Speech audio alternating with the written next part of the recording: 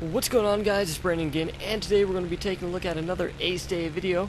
And this time around we're going to be taking a look at the Ace Douglas Batter, a World War II British RAF pilot. So I'm finally getting around to doing the Brits, but this comes at the request of Mickles in 1975, so hope that you guys and Mickles enjoys this. Now, before we get started on Douglas Batter, I would just like to say this Ace has had such an impact on the way that I look at aces. He's had to overcome so much, and he accomplished a lot in his lifetime. So without further ado, let's go ahead and get started. Now, Douglas Batter was born in London, England on February 21st, 1910. For the first 2 years of his life, he was separated from his parents while his dad had obligations in India. Now, this was work obligations. However, at the age of 2, he was reunited with his parents after living with his relatives on the Isle of Man. Shortly after, they ended up settling in London. By the time World War I broke out, Batter's father was called to duty, and those surviving the war, medical complications with his injuries he sustained led to his death in 1922. Now, Batter wasn't the most star student in school, I guess you could say. With bad grades and unruly behavior, he wasn't showing much promise in these areas. However, he was introduced to the art of aviation in 1923 by his aunt, who was engaged to a Royal Air Force flight lieutenant named Cyril Burge. This exposure gave him enough of an influential push to go back to school and improve his grades. With an offer of admission to Cambridge, the future was looking bright. This was until his mother informed him she lacked money to pay for his tuition. Burge then informed Batter about a cadetship offered by the RAF. He ended up placing 5th in one of 6 cadetship positions that were given away in this contest. Moving on later down the road, it seemed Batter had a way of flirting with disaster, engaging in auto racing and other extremes. This disaster flirting bar ended up rising with his first solo flight on February 19, 1929. He was in commission as a pilot officer on July 26, 1930. It all ended up catching up to him on December 14, 1931, when attempting a low roll at Woodley Field, when his wing caught the ground, resulting in a devastating crash. Immediately, he was rushed to Berkshire Hospital. He had both of his legs amputated, but he was soon fitted with artificial legs. Now, that's one hell of a crash. And this kind of goes back to what I was talking about earlier. It's really inspirational to see a pilot like this get in a devastating crash and then soon get fitted with 2 artificial legs, getting both legs cut off in a crash and, amputated, and getting artificial legs is somewhat extreme for a pilot, but he ends up coming back from it. Now, moving on, this is also where he met his soon-to-be wife, and her name was Thelma Edwards.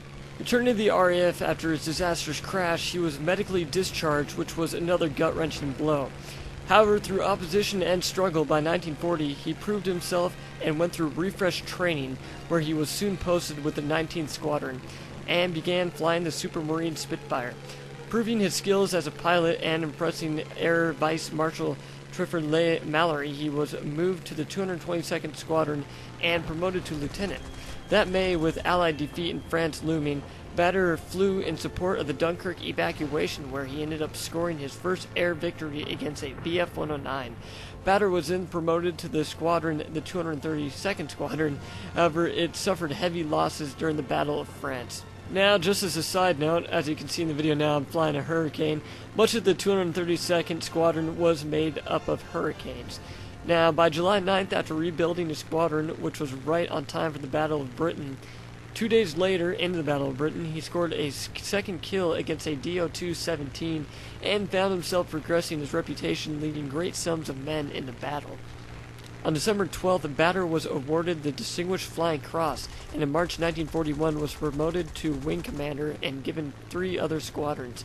Batter then returned to the Spitfire, leading fighter sweeps and escort missions, racking up the air victories. On August 9th, Batter engaged a group of Bf-109s when his luck took a turn for the worse, and his tail was blown off, and it's unknown if it was by friendly fire or enemy fire.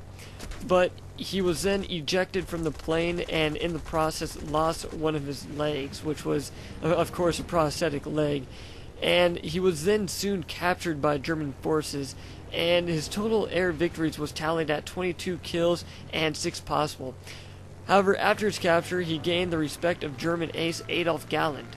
Gallen ended up showing much respect for Batter by having the British paradrop another artificial leg in form. Now, that's pretty impressive that you gain the respect of a German ace, and you know, you're put up in this hospital and you gain his respect. That's pretty amazing.